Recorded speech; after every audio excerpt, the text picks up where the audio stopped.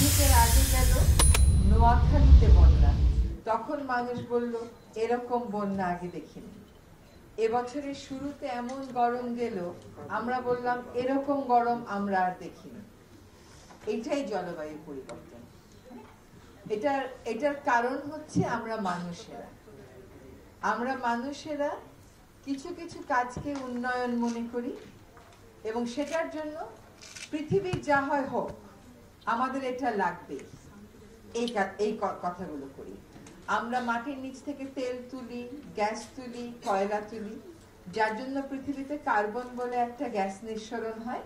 সেই কার্বনের কারণে পৃথিবী উত্তপ্ত হয়ে ওঠে। এই গ্যাসটার বৈশিষ্ট্য হলো ও গরমটাকে শুষে নেয়।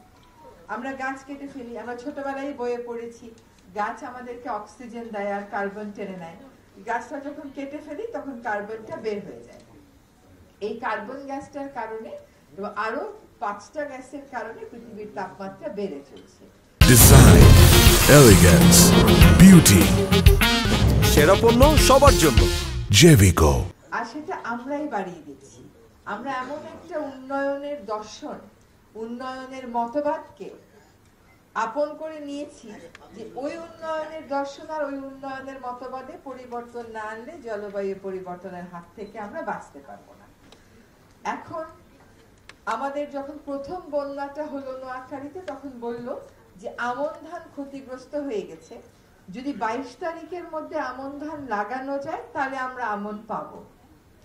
কিন্তু এখন তো মুশকিল হয়ে গেল, কারণ 22 তারিখের মধ্যে বন্যা চলে গেলেও পানি তো আর নামে না। কারণ হচ্ছে নোয়াখালী যেহেতু সমুদ্রের পাড়ে, সমুদ্র থেকে জোয়ার আসে আর এদিকে সব খাল বিল ভরাট করে ফেলা আছে। এরকম বন্যা যে হবে এটা কেউ ভাবেইনি কখনো। এখন খাল বিল দিয়ে যে পানি নামবে, সেই পানি নামার উপায় নেই। সবার বাড়িতে আঙিনা একটু একটু করে পানি জমে আছে। আরেকটা বড় বিপদ হলো বীজ পাওয়া যাচ্ছিল না। এই যে আজকে আপনাদের মধ্যে একজন পুরস্কার পেলেন, যিনি স্থানীয় সবজির বীজগুলো উনি সংরক্ষণ করেন। তো এই কাজটা যদি আমরা ঘরে ঘরে করতাম, এলাকা ধরে ধরে করতাম, মৌজা ধরে ধরে করতাম, তাহলে আর সরকারকে এই অসহায়ত্বের মধ্যে পড়তে হতো না যে আমি বীজ পাই না। কিন্তু আমরা তো বীজ দিয়ে দিয়েছি সব কোম্পানির হাতে। নিজেরা যে বীজ সংরক্ষণ করব এই কাজটা তো করিনি। এই জন্য তো কাউকে অনুপ্রাণিত করিনি, কাউকে উৎসাহ দেইনি।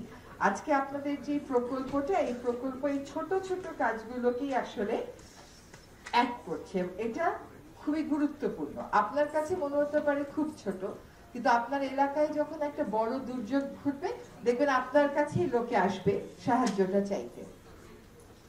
আগামী মাসে বিশ্বের সব নেতারা এক হবে।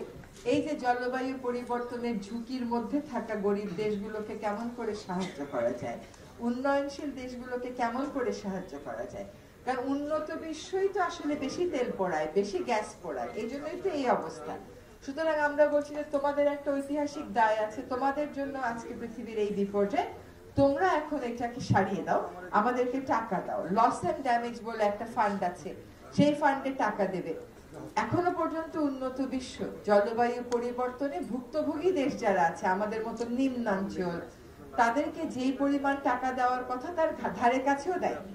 ওরা কেবল যায় বড় বড় সম্মেলনে বড় বড় কথা বলে, কিন্তু আসলে সেই টাকাগুলো তারা সেই পরিমাণে দেয়নি। কিছু কিছু দেশ তার ব্যতিক্রম আছে, যেমন সুইডেন কিন্তু যে পরিমাণ টাকা দেওয়ার কথা সেরকম টাকা দেয় এবং সেরকম সাহায্যটা করে। এখন এই যে আজকে প্রাকৃতিক দুর্যোগ বলেন আর জলবায়ু পরিবর্তনের কারণেই বলেন, যে কারণেই হোক না কেন, সবচেয়ে বেশি ক্ষতিগ্রস্ত কে হয় জানেন? মা। আপনি কিন্তু কখনো, আমি জানি না এই রুমে উপস্থিত কেউ এটা কখনো বলেছেন কিনা বাসায় যে বাবা খিদা লেগেছে খাওয়া দাও, বা বাবা পানি দাও তো পানি পিপাসা লেগেছে, বলি না। কিন্তু অভ্যাসগত কারণে মাকেই এটা বলি, মা খিদা লেগেছে খাওয়া দাও, মা পানি ঢেলে দাও। তো যখন এরকম মা জানে অসহায়তা, কারণ তার বাচ্চার মুখে প্রতিদিন সেই খাবারটা তুলে দেয় এবং সে জানে যে 3 বেলা সে আর খাবার দিতে পারছে না। আর আমাদের যে অসুবিধাগুলো, যেমন খুলনাতে আমরা জানি যে ওখানে মেয়েরা জন্ম নিয়ন্ত্রণের বড়ি খায়। কেন? তারা মাসিকটা প্রত্যেক মাসের মতো দিতে পারে না, ওদের ওই পরিমাণ পানি নেই গা ধোয়ার জন্য। ওইখানে গর্ভবতী নারীরা একটা অসুখ আছে যে গর্ভকালীন সময়ে উচ্চ রক্তচাপ হয়ে যায়। এটা কেন হয়? কারণ সব সময় তো লবণাক্ত পানি খেতে হয়। হ্যাঁ, তো আমাদের চতুর্দিকে প্রচুর পানি, কিন্তু আমাদের আসলে খাবার পানি নেই। এই বাস্তবতাতেই আমরা আছি। আমরা অনেক বড় বড় কথা বলি, কিন্তু ছোট ছোট কাজগুলো যে জাতির সমস্যার সমাধান করতে পারে সেইটা আপনাদের আজকের এই উদ্যোগটা দেখে বোঝা গেল। যেমন ধরেন, আপনারা এখানে মিডওয়াইফের কথা বললেন, ধাত্রী। আমরা বন্যা দুর্গত এলাকায় কোথায় নিতে নিতেই তো মানুষের কত খারাপ অবস্থা হয়ে যায়। আপনাদের সামনে এখন কথা বলছি, এই সময় আমাদের খুলনা যশোর এলাকাতে ভবদহ বলে একটা এলাকা সম্পূর্ণ পানির নিচে, বিলডাকাতিয়া সম্পূর্ণ পানির নিচে। এগুলো চলছে 80-র দশক থেকে, এগুলোর কোনো সমাধান হয়নি। সেখানেও নারীদের এরকমেরই সমস্যা। এক পর্যায়ে যদি আমরা সমাধান করতে না পারি, তাদেরকেও হয়তো ভাবতে হবে যে তারা এই জায়গা থেকে তো জীবন জীবিকা চালাতে পারছে না। এই যে ছোট ছোট সমস্যাগুলো, স্থানীয় পর্যায়ের সমস্যাগুলোকে জাতীয় পর্যায়ে নিয়ে আসা, আর জাতীয় পর্যায়ের মানুষকে ভাবতে শেখানো যে এই সমস্যাগুলোর সমাধান করতে হবে, আমাদের রাষ্ট্র সেভাবে অনেক বছর যাবতীয় পরিচালিত হয়নি। যদি তাই হতো, আমি নিজে ভবদহে গেছি 2006 সালে, আজকে 2024, তখন গেছি আন্দোলনের অংশ হিসাবে। আজকে 2024 সালে সেই সমস্যার সমাধানের দায়িত্ব আমার কাঁধে এসছে।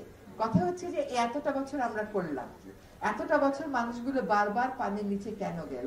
10 লক্ষ 15 লক্ষ মানুষ, তাদের সামনে দুর্গাপূজা, সেখানে তাদের কোনো উৎসব উদযাপনের কোনো মানসিকতা নেই। কেমন করে থাকবে? তারা তো সম্পূর্ণ পানির নিচে।